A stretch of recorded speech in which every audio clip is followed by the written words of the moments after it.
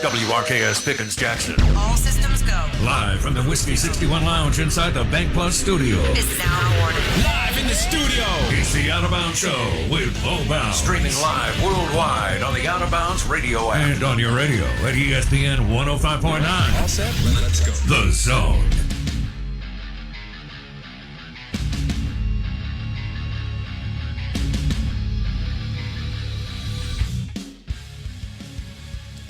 And good morning.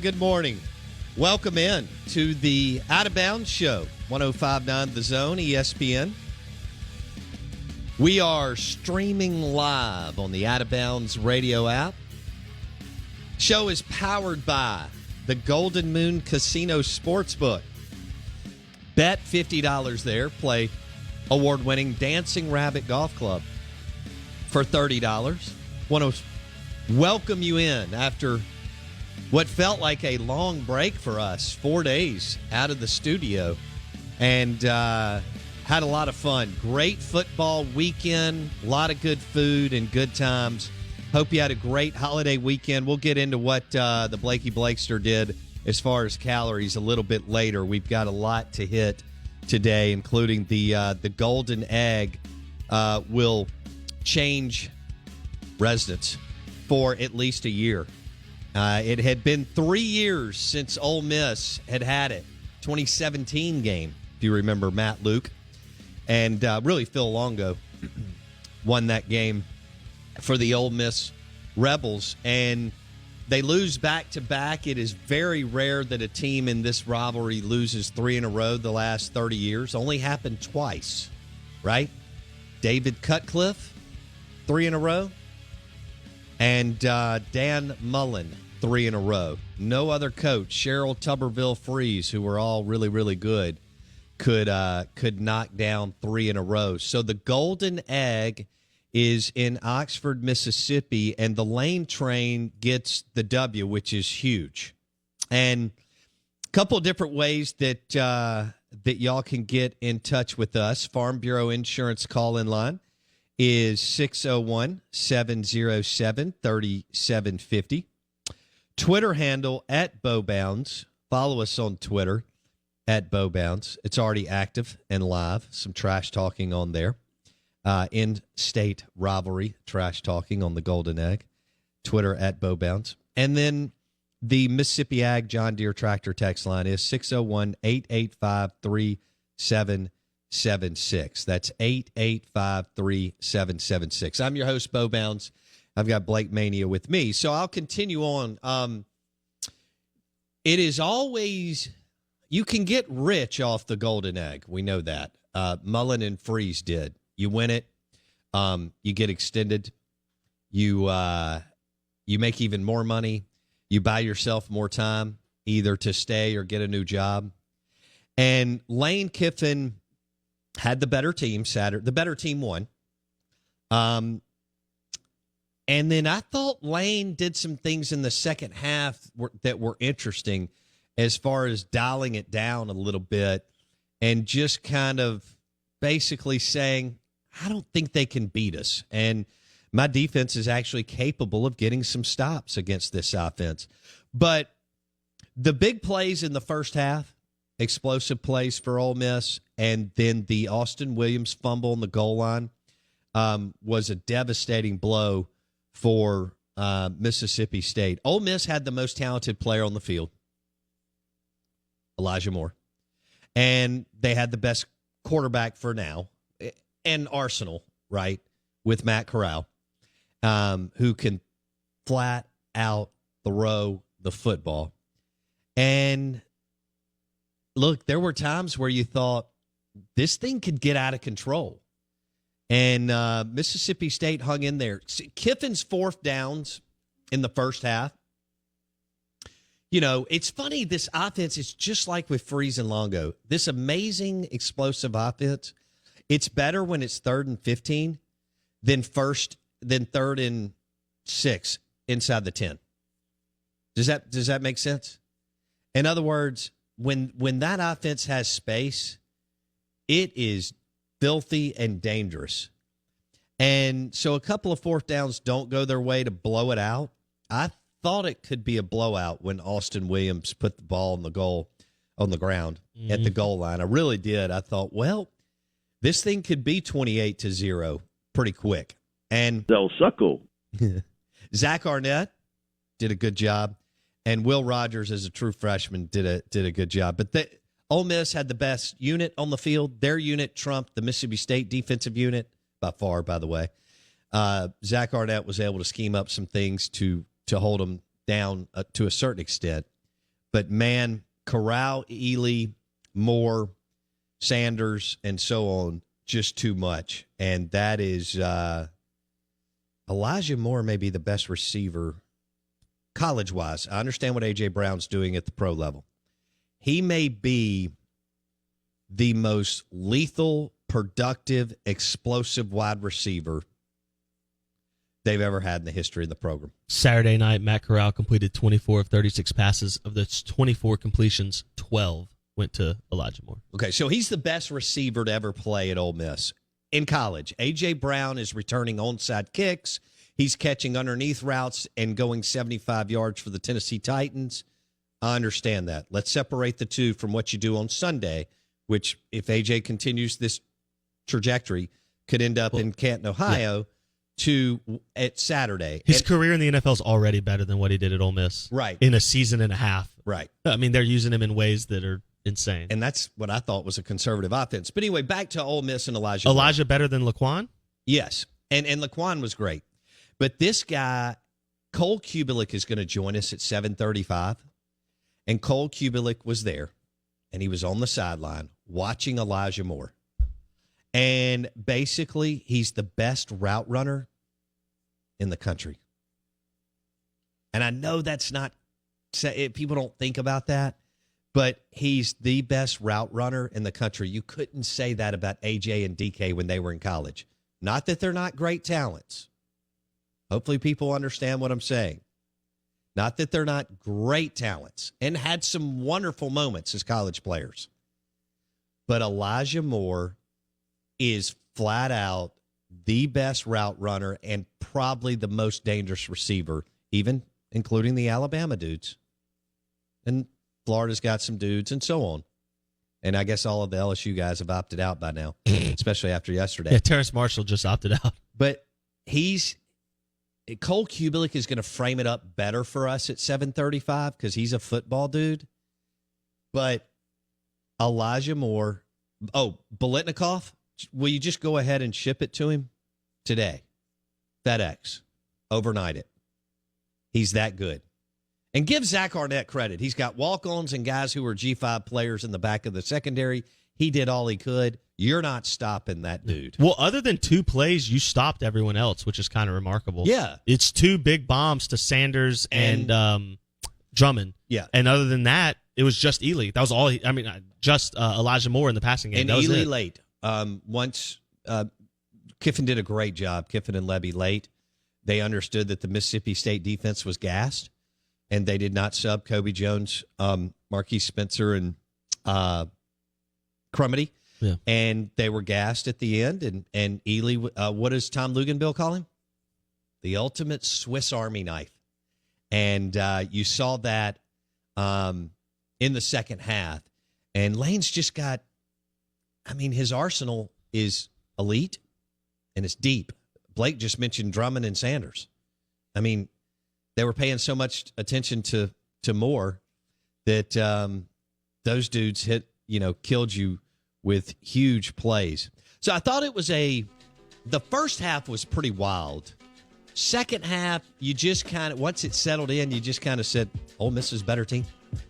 And they were committed to running it. 45 carries, even No at doubt. the expense of going 3 and out a couple times. They're just going to wear them down. That's right.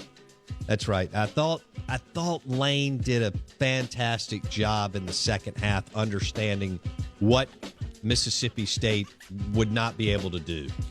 And I thought, Mike, got to handle your timeouts better. You got to have 3 timeouts left at the end of the game. You hear it all the time. And also, if you're going to punt, don't milk the clock and just take the 5-yard penalty. I think it's proven it's almost Moneyball-like.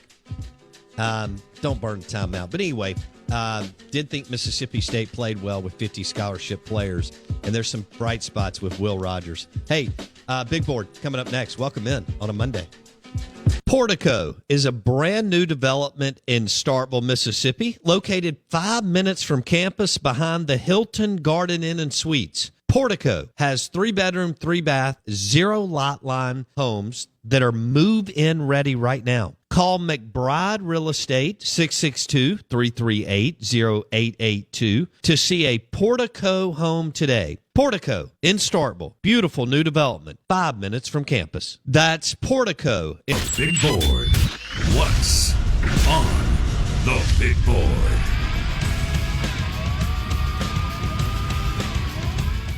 Oh, good morning, good morning. Out of bounds, 105.9 The Zone.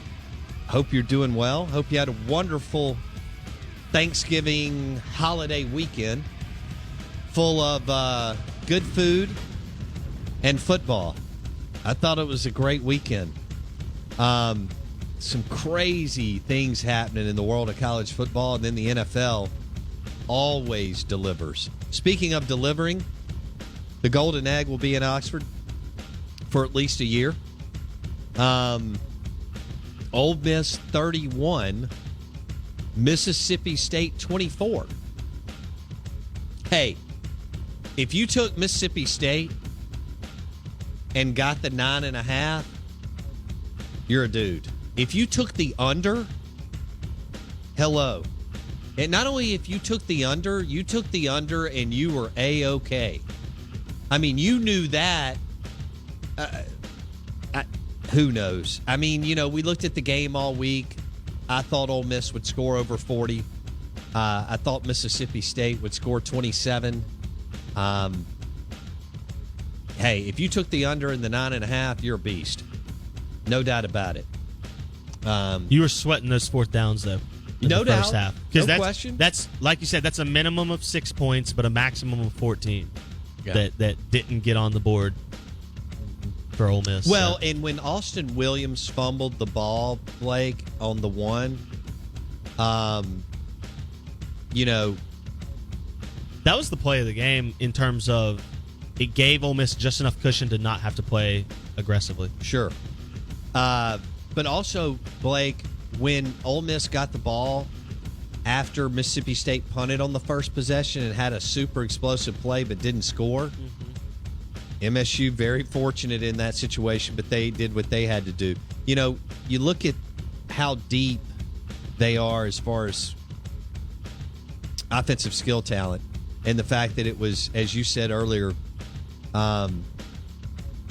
you know, Elijah caught 12 balls for 139 yards, but Sanders and Drummond had 2 huge explosive plays. Yeah. One for 81 and one for 48. And that just goes to show you the depth. And even Mingo had a 31-yard catch. It's the difference. That's not what Will Rogers had going for him. I mean, he played a magnificent game as a true freshman, and he's going to be a really good player. But they didn't quite have that. I mean, I understand Wiley had a 44-yarder and Spivey had a 41-yarder. But then it was a big drop-off after that. Well, and the Spivey one was a close-your-eyes Hail Mary. Right. A la the end of last year's Egg Bowl. How ironic was it, too, that we almost had a similar setup, man? I was laughing. I was like, there's no way they score this and go for 2. And I think Leach would have. So Ole Miss wins 31-24. And again, I'd love to know if you took the 9.5 or the under. It was both more competitive and not competitive than we thought. You know what I mean? I agree. Like it was a lot closer, and there was actually a chance that State had to win it or tie it or whatever, however you want to phrase it, which we didn't necessarily think would happen. And yet at the same time, the whole game never truly felt like State had a grasp on a chance to win, which was kind of weird. No. It was, which I think may have led to Kiffin's decision-making in the second half, because you and I talked about this before the show. I just thought, why not take 1 or 2 more deep shots? He's grown up. He's matured as a coach. No doubt. And he did what he needed to do to get out of there. He would have to give the game away in the second, and he just said, I'm not going to do it. Yeah. Which is smart coaching. Yeah. At any time, pretty much, he could have, I think, revved it up, tuned it up, Yes. and did what they needed to do. Elijah Moore, best wide receiver, college-wise, in the history of Ole Miss football. And you see what A.J. Brown's doing in the NFL, and A.J. had a good career at Ole Miss. But not what But Elijah Elijah has this year. Moore is an absolute freak. And Cole Cubelic's going to join us at 7:35.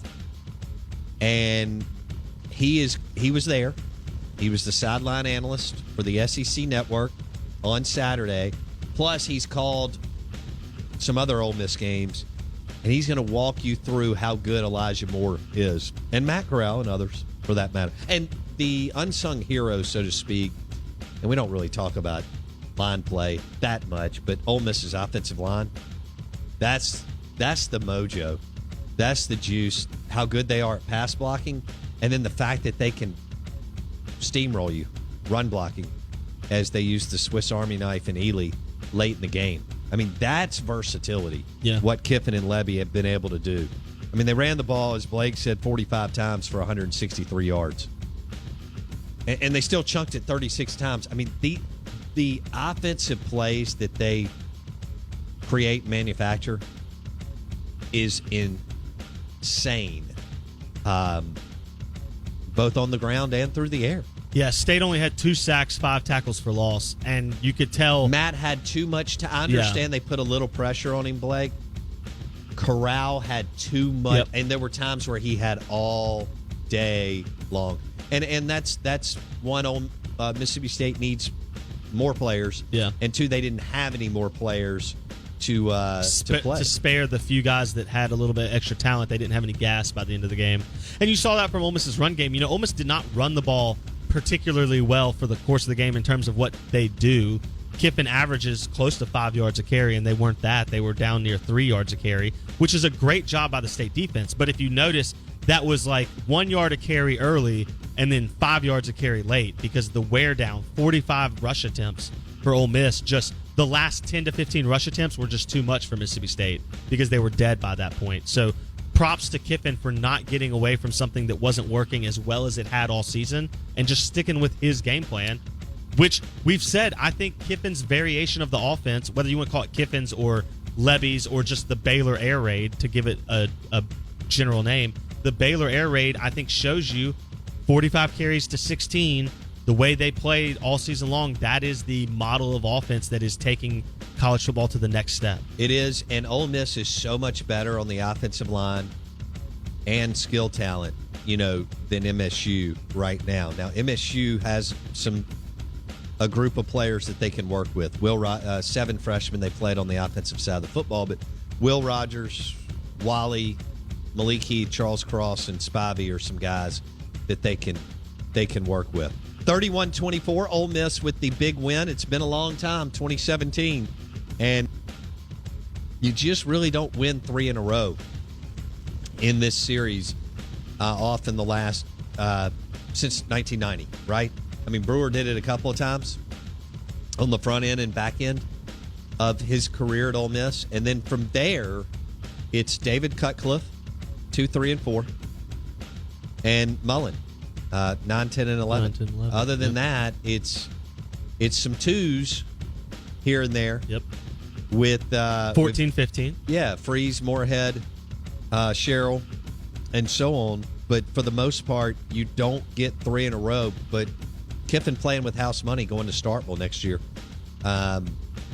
because they'll have the golden egg as they travel. And now that's a big deal. At 4-4. We're not sure what the next 2 weeks hold in terms of who's going to play who, what will happen. Obviously, State and Missouri got postponed / canceled. Ole Miss still needs to play LSU. Right. They still have to play A&M in theory. So, I mean, there is a chance for Kiffin to finish 5-5. Legit. Let's say they get their next 2 games in and you split. You lose to A&M and you beat LSU, which is 100% plausible after watching LSU's performance this weekend. Oh, well, you know that you think that they're going to get 2 more games in on the 12th and the 19th. You hope, yeah. So we'll see what that looks like. Mississippi State wants 2 home games because they've been on the road at Georgia and at Ole Miss the last 2 weeks with 50 scholarship players. They need a week off. Could actually play in their favor for the first time. Yeah, we'll see how they wrap up the year and if they get the games. Look, the SEC wants to play them because it's money. Everyone that's played is money. Cole Cubelic will join us. 7:35. He was there for the Golden Egg game in Oxford. Ole Miss 31, Mississippi State 24. The Out of Bounds show is powered by Mississippi Sports Medicine and Orthopedic Center. The Big Board is presented by Mississippi Sports Medicine and Orthopedic Center. So is the high school state championships on this show.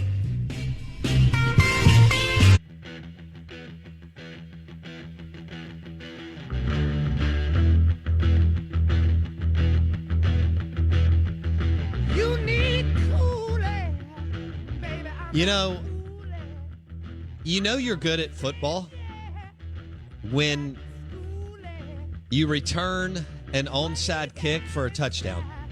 And that would be A.J. Brown with the Tennessee Titans yesterday. Former Ole Miss wide receiver. That was a freaky play. He never checked up, by the way. He just caught it and ran it in. Yeah. It reminded me, well, obviously much more athletically. Of like 6th grade football when the kid that's better than everybody else does something like that. You may not remember this, but when State was number 1, Turtle Holmes returned that onside kick by Kentucky. At Kentucky, and obviously not quite the same athlete that A.J. Brown is, but you just don't ever see that. It's like that's like the 2 that I can remember an onside kick being returned. So AJ's a receiver position. We just talked about this in the break. The receiver position isn't necessarily valued the way it maybe should be in the NFL just yet. Right. But A.J. Brown is a generation. Like you get him, and you're set at wide receiver for the next 5 to 10 years. He was a 2nd round pick. Y'all. Mid-second, not even a high. I mean, I think of Alvin Kamara and A.J. Brown as far as guys that are really freaky good. That I know Russell Wilson went in the 3rd round and Dak in the 4th.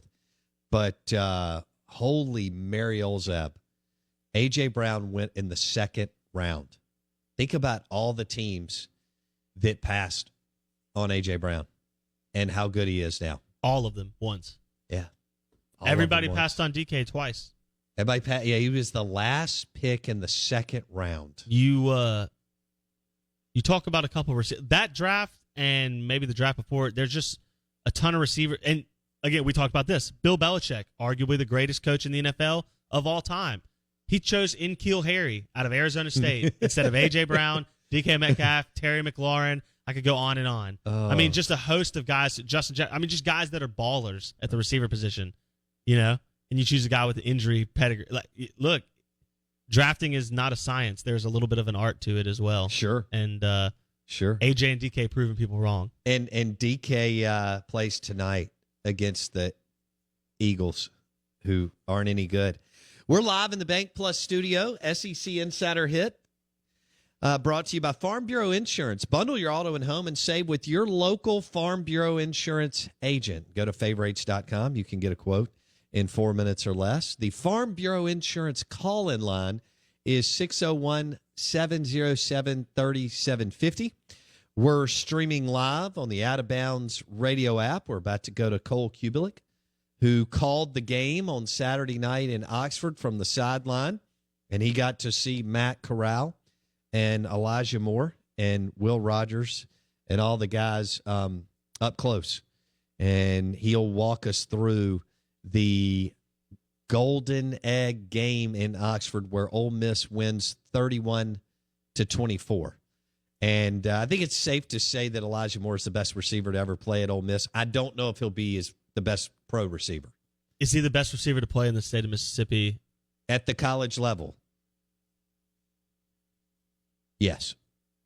Yeah. And that includes A.J. Brown, Treadwell, Moulds, Jerry Rice. Hot take. Because when you look at the competition and nothing but conference games this year, Blake, no New Mexico State or UT Chattanooga to feast on. All conference games. No, tell me anybody who can guard him. Yeah, he's averaging just under 11 catches a game. 86 catches in 8 games. At the college level, that is insane. It's like averaging,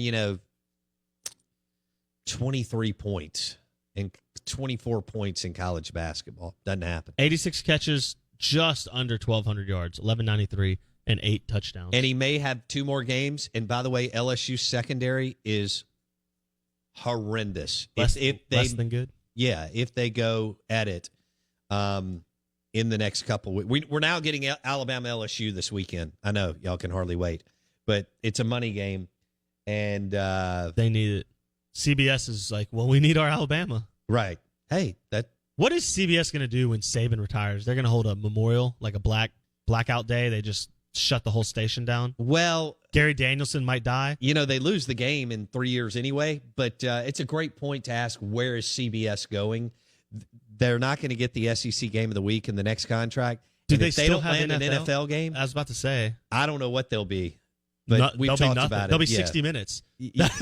Which is garbage. So they don't have any money either, so it's going to be fascinating to see if they can bid high enough just to keep an NFL game on the network. I hope they can. Romo was amazing this weekend. He Sunday. was awesome. I don't know if you got to see that game. Fantastic. I mean, Romo and Nance are wasted on the midday CBS game. They need to be prime time. I mean, Romo and Nance are fantastic. They fantastic. are, and I agree that Romo and Nance yesterday were awesome. We're going to welcome in our friend Cole Cubelic, played at Auburn. SEC Network, sideline analyst, among other things. Jocks in Birmingham. He called the game along with Tom Hart. And who was the other guy? Jordan Rogers. Jordan Rogers, thank you. And they were there in Oxford, and Cole Cubelic is joining us on the Abita Pecan guest line. You're listening to Out of Bounds. We're streaming live on the Out of Bounds radio app. All right, good morning. Welcome in. The SEC Insider Hit is brought to you by Farm Bureau Insurance. Bundle your auto and home and save with your local Farm Bureau Insurance agent in all 82 counties in the state of Mississippi. We want to welcome in Cole Cubelic, SEC Network, Jocks in Birmingham. He was on the sideline for the battle for the Golden Egg Saturday afternoon in Oxford as Ole Miss wins a big one, 31-24.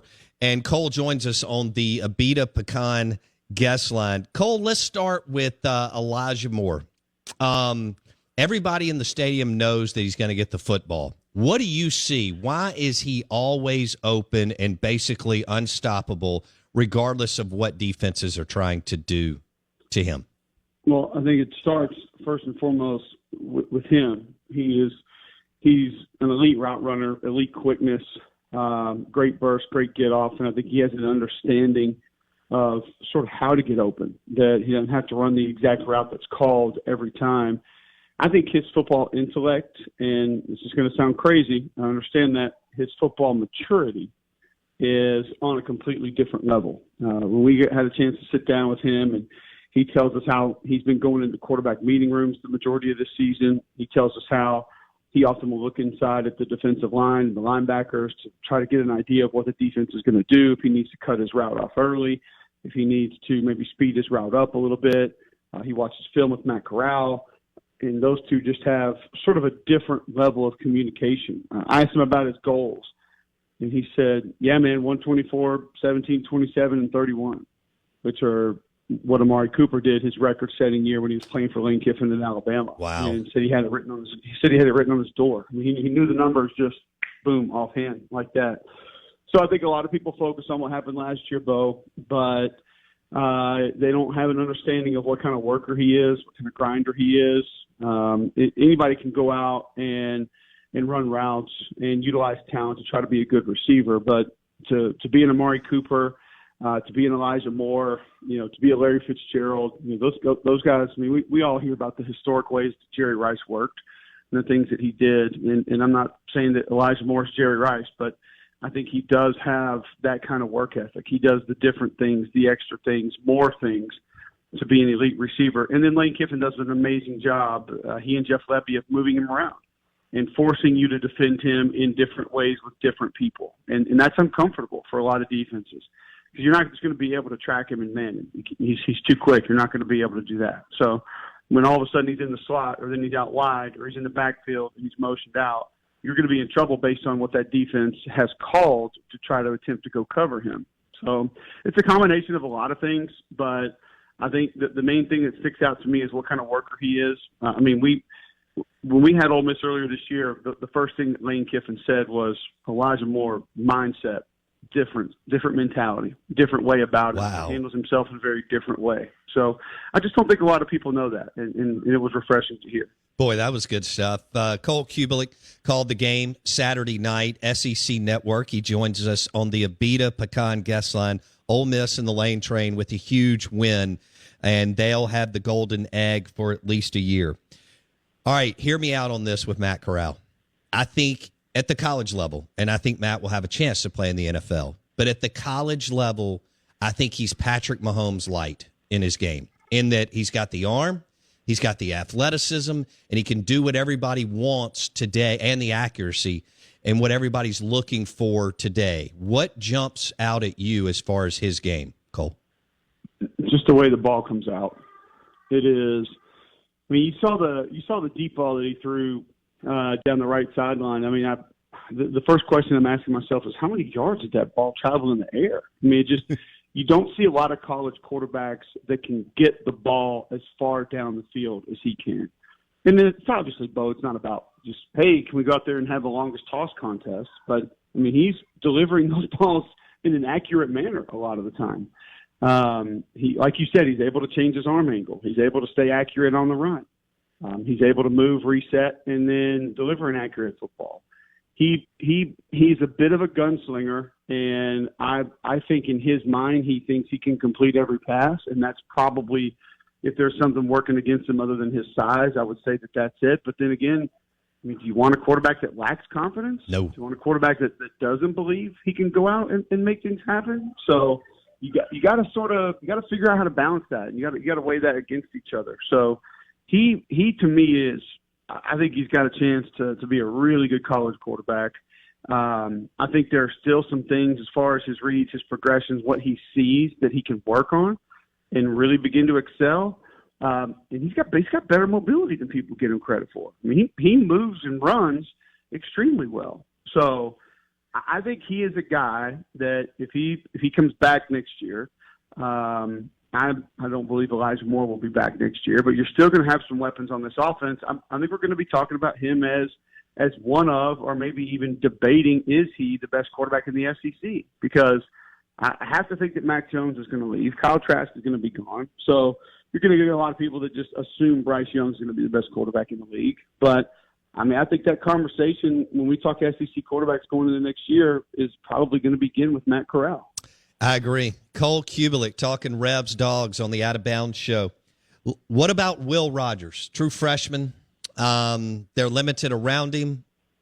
What do you see in his game as he kind of matures the last few weeks and gets it revved up a little bit? Well, he doesn't have the same type of mobility that Matt Corral has, but I do think maybe the reason, or one of the major reasons, that Mississippi State was in that game Saturday was because of how he sort of manipulated the pocket and how he moved around, and his awareness of where pressure was coming from, when there was pressure, when to leave, how to keep plays alive, and then maybe complete a pass. He just has a much better feel of how that system's going to operate. And he ran a similar to an air raid system in high school. He's a coach's kid. I think that helps him. It's been very beneficial for him as opposed to Costello. But you have to love Jaden Walley and some of the young talent around him as well. I mean, we focus on Ole Miss and this young base of talent offensively. I think you could have that conversation about Mississippi State as well. I mean, I think he can make most of the throws. I think he has a presence. I stood behind the bench a lot and watched him. Like the way he carries himself, like the way he communicates with his teammates, like the way he handles himself on the field. And this is a system that's all about understanding, vision, patience, and confidence. And he's already grown in those areas, and we're already seeing that he's the better option for a lot of those things in this air raid offense under Mike Leach. So I think he's got a chance to be a pretty good player. I mean, I was impressed with him in person, and I've been impressed watching him. First time he came in, I was kind of like, oh, I'm not real sure about this. And then, week by week, he continues to do things in a little bit better way.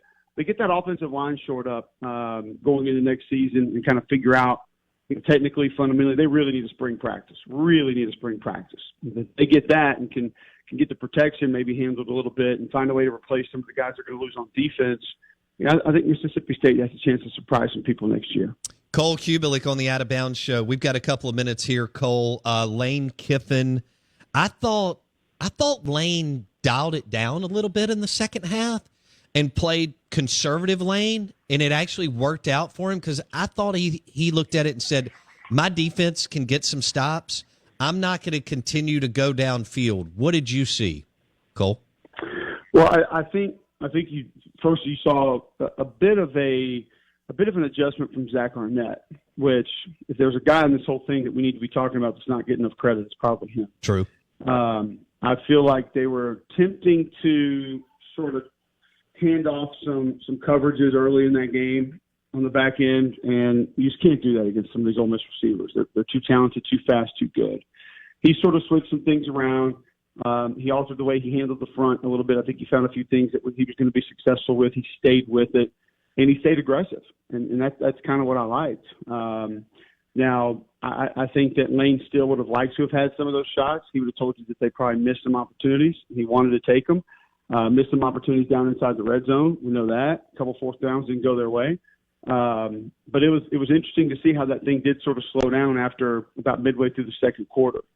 So I don't know if it was necessarily just he and Levy saying, hey, let's go 4-minute offense and try to grind this thing out, as it was the defense was sort of predicating that. And it was more advantageous for them to do that if they were going to continue to be successful. We'll leave it there. And that was Cole Cubelic with the SEC Network, who was in Oxford, Mississippi on Saturday afternoon and Saturday night. Really no surprise for me other than the game was maybe a little bit closer than I thought. I didn't think it would go under, so I was wrong there. I would not have taken Mississippi State in the 9.5. If you did that, you're amazing. By the way, if you did that, let me know. An Ole Miss fan texted us, said he found State plus 11 like an hour before kickoff and slammed it as an Ole Miss fan. Good for him. That's a rock star bet. So if you took Mississippi State, my, hat tip, man, for sure. The Mississippi Ag John Deere Tractor text line is 601-885-3776. We are live in the Bank Plus studio. Hope you're doing well. Good morning. Welcome in to 105.9 The Zone, ESPN, the Out of Bounds Show. We appreciate Cole Cubelic getting up really early and hanging out with us and walking us through Elijah Moore, Corral, Will Rogers, and some of the decisions that Lane Kiffin made on Saturday. I thought he did a great job. You got to get a win. It's at home. The Egg Bowl, Golden Egg, is huge. You haven't had it in a couple of years. And, hey, what did he say? The team was celebrating like it was the Super Bowl? Whoa, no, that's not what I've been told my whole life. That was a great quote from the Lane train. Ooh, so tasty and ironic. After the game. They made hats. They do. They have hats out, and you'll see those throughout social media, Facebook, Twitter, and so on. Lane had one on yesterday. I couldn't tell. Did he fly up to the Titans game? I don't think so. Okay. I saw a picture. Yeah, I didn't know if he went to see A.J. Brown. Well, that's not true. I guess Sunday he could have, because Sunday morning the picture came out with all his kids, I guess. Maybe some friends. I didn't think he had 4 kids, but there were 4 kids in the picture. Yeah, I don't think he does either. And so they were all sitting around the Egg Bowl in his living room. His son Knox was in the press conference with him after the game. But so maybe Lane wasn't at that game. I don't know. I couldn't tell if he was in Nashville or Oxford. But when you win the Egg Bowl, you do whatever you want. You darn right. When you're making over $5 million a year, you can jump on a jet whenever you want. Right now, Mississippi State and Ole Miss, Blake, are not scheduled to play this weekend. However, that could change they should be playing this weekend, but right now Missouri had to cancel, I Right. guess. And then the Ole Miss LSU game, which was on the schedule from the beginning of the COVID season, so to speak, has been removed so that LSU and Alabama can play. So Ole Miss gets right now another week off after having a week off going into the Golden Egg game, and Mississippi State and Ole Miss are not scheduled to play, but maybe if things, depending on COVID, they could be thrown into a game, I guess. I don't think they would put a game on their schedule that wasn't on of the 10 teams they were supposed to play for this 10-game schedule. I don't think you're going to see Mississippi State all of a sudden play Vanderbilt. Yeah. Again, well, not again. Mississippi State all of a sudden play South Carolina. I don't think that's going to happen. Okay. They would have to figure out, can you play State Auburn or can you play Ole Miss A&M this weekend? And I think A&M is supposed to play somebody, but Auburn. Oh, see, so that's in theory something you could do. Could Arkansas and Missouri. Could you split A&M and Auburn up so that A&M could play Ole Miss and Auburn could play State like you're supposed to? Right. I don't know. It's all over the place. I mean, this is one of the few times where being Sankey is a bad thing, right? Like, this is probably the worst season to be the SEC commissioner. Every other time, it's been pretty much a cakewalk. You just let your teams win national titles. Hey, he's making $2 to $3 million a year. He's getting paid to make the decision. You ain't lying about that. Greg Sankey, and I may be low, but I feel confident it's north of 2, maybe north of 3. The Out of Bounds Show brought to you by Farm Bureau Insurance. Bundle your auto and home and save with your local Farm Bureau Insurance agent. We would like to get your reaction from the battle for the Golden Egg game on the Mississippi Ag text line. 601-885-3776. That's 885-3776. Better team won. Ole Miss didn't make a mistake. Mississippi State made several, but obviously fumbling on the goal line.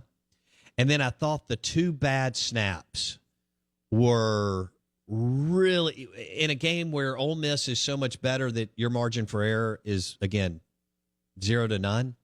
And especially the snap on third down. Over the hit head. the ground. Mm-hmm.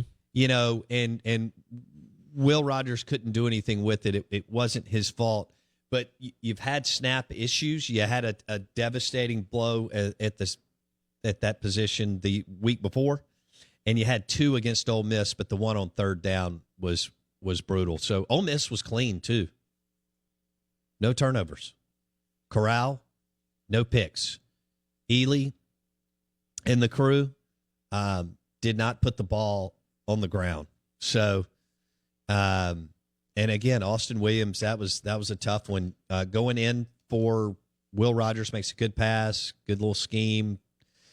Play call by Mike Leach in the red zone. It's going to be a touchdown. Boom, strip, fumble, and Ole Miss runs it back. However, what was it, Blake? 90 yards? It was an 81-yard return to set up first and goal. Got it. It's brutal. I mean, that is, like you said, you had such a small margin for error that even though you came back and had opportunities, like that is the backbreaker that puts you behind the 8 ball too far. You want to go to the phones? Yeah, real quick. All right. RRB is on the Farm Bureau Insurance call-in line. What's up, RRB? Good morning. Hey.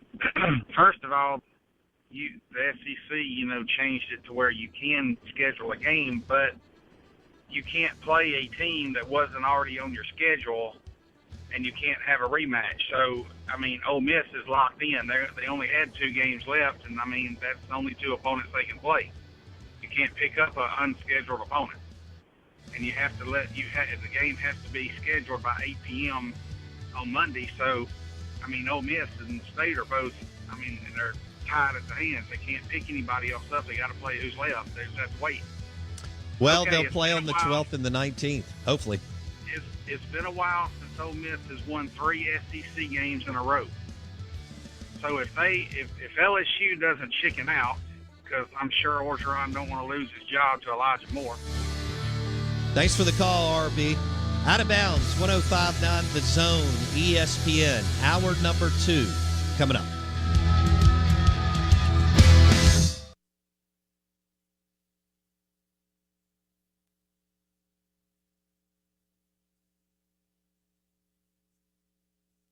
Hey, y'all, the anti-aging clinic for men in Madison is now the men's clinic. That's right. The anti-aging clinic for men is now the men's clinic. If you think you have a testosterone deficiency, call 601-607-7869 and schedule a free blood test at the men's clinic in Madison. Dr. Mike Manning and Dr. Cliff Adams will take care of you at the men's clinic. Also visit their website, themanthing.com. That's themanthing.